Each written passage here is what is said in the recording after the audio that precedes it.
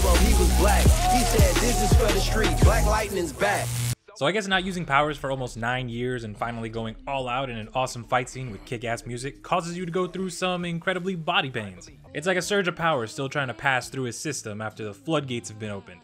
So it's causing him all this immense pain, but you know, he'll adapt to it and pray to God he does not stop again. When I see you like this, I feel really selfish. See, super hypocritical.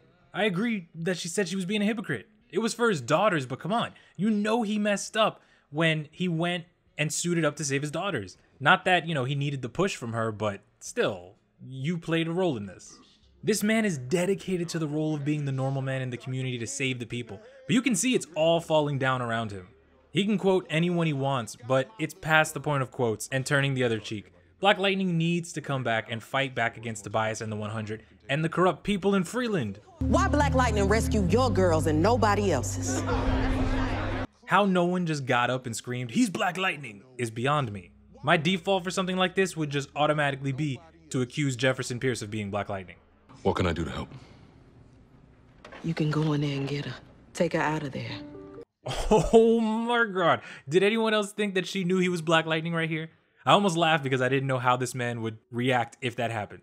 But they brought it back to the whole Black Jesus thing in Freeland. Even without his powers, you gotta love how far this man has come as a normal man, a principal, a role model in Freeland to get this level of respect and the high opinion that these people have for him. Lala says hi.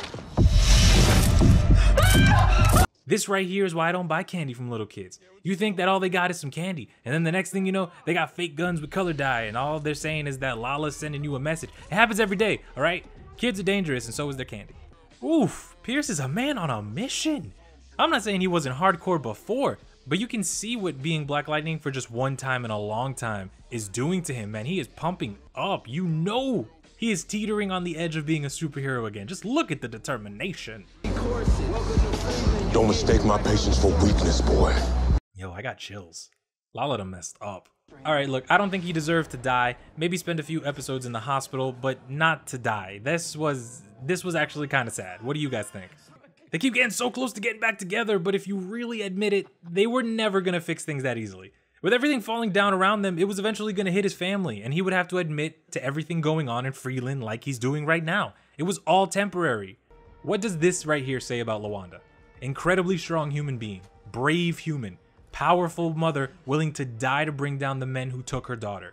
This was big, this was intense, and she went out like a hero. I don't know, man. This is like a whole nother level of just being.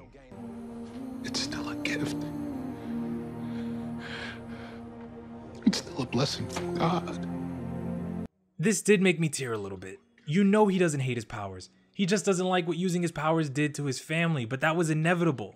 That's the hero curse. Few heroes can actually stay together through the pain, through the fights, through the will they die, won't they die. Few couples are Barry and Iris, Dibney and Sue, or Clark and Lois. I'm glad they showed how it's affecting both the sisters and not just Anissa. I was worried that they would just have her go back to acting like nothing was wrong and then she would end up exploding at some point. Also, who loves this guy here who's just giving her the hella straight talk? People need real friends like that. Sounds like you're blaming me for the chaos. A little, just like you blame me, then and now. You know, they both have valid points here. She just wanted her family and Gamby wanted to try and clean up Freeland. They're both kind of selfish in their own way. Especially if Gamby is anything like his comic book counterpart, then he's trying to atone for the murders he committed in the past.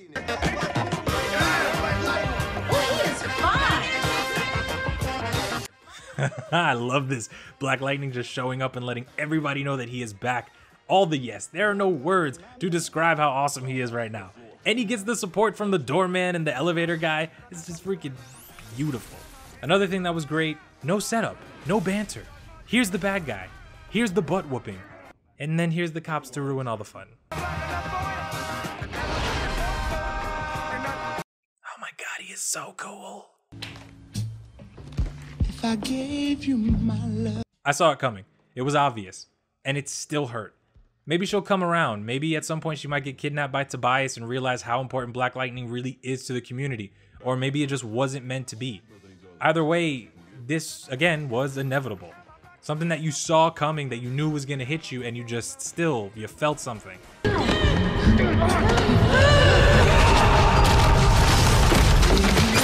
Oh, and Anissa is ready. She gets it. She has powers and she's been wanting to make a change for a long time.